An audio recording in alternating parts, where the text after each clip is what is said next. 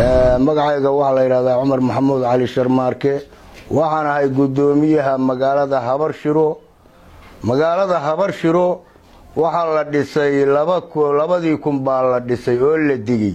dadka digay wuxuu ahaa abaartii waaga jirtay oo istabajoog ah dadkii gaadiidku ka dhamaaday waaga xooluhu wada dhamaan laakiin geela baxay gaadiidkii baa dadka dhamaaday waxa digay dadkii marka sirqooyinka watay kuwii maatada watay oo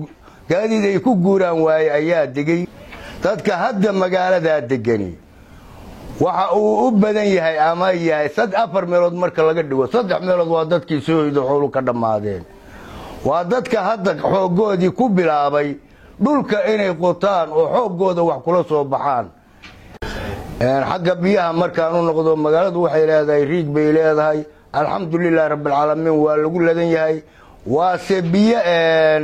dadka maatada ku adag waxaanu iyadana ka codsanaynaa hay'ad ha noqoto jaaliyad ha noqoto in il gaara lagu eego oo biyaha aadna loola eego kordhin haday noqoto iyo wax kastoo isbedel ay noqoto iyadana intaasaan ka codsanayaa hooyo Aamina Ismaaciil Qodax kana mid ah umnusa dhaqameedada ayaa waxay nooga warantay dhibta ka haysata haweenka caafimaadka dhibaatooyinka ay kala kulanto markay fool timaado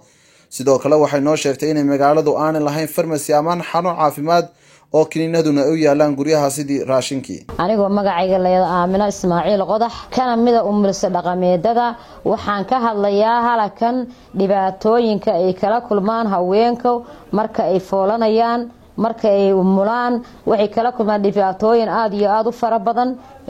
malaha goobo caafimaad malaha gargaar degdega malaha gaadiidtii hooyadii aad ugu dhibaatoota maxay ahaayday meel wax lagu qaado gaadiid lagu qaado male waxa noogu dhow goobaha la geeyo meesha la yiraahdo Qardho iyo Baran ayaa noogu dhow waxa jirta marka dhibaatooyinka ka haysta haweenka xagga caafimaadka farmashi male haddii hooyadu dhiig baxdo dhiig joojin male haddii maxay ahaayday gabadhu umuli weydo xabada irbada foolkuleysada la yiraahdo male faleebe lagu xiro male waxa wax agab caafimaad la yiraahdo haba yaraatee ma aanu hayno waxaanu codsanaynaa danayaasha jaaliyada maakhir inay aad iyo aad ilgacal nagu soo eegto maxay ahaayday waxaanu nahay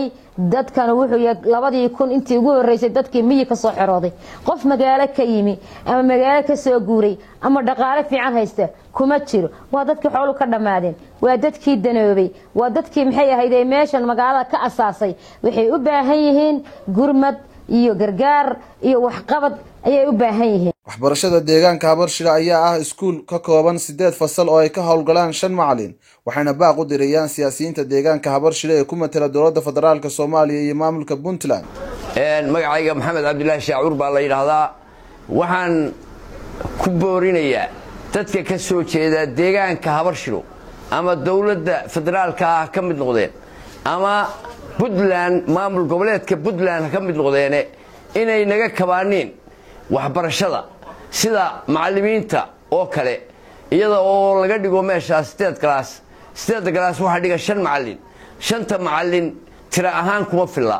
taya ahaan uma helaanin wax kale oo meel kale kaga yimaado wax kale oo meel kale ka yimaadana ma helaanin waxa ay deegaanka ka helaan wax ku filan ma Habarshiro ah deegaan ay degan yihiin dad xoolo dhaqato ah oo abaarihii dhacay kadib xoolihii ka dhamaadeen kadibna deegaan ku noqday Habarshiro haddana bilaabay inay magaalada beero ku sameystaan si ay magaalada wax uga soo baxaan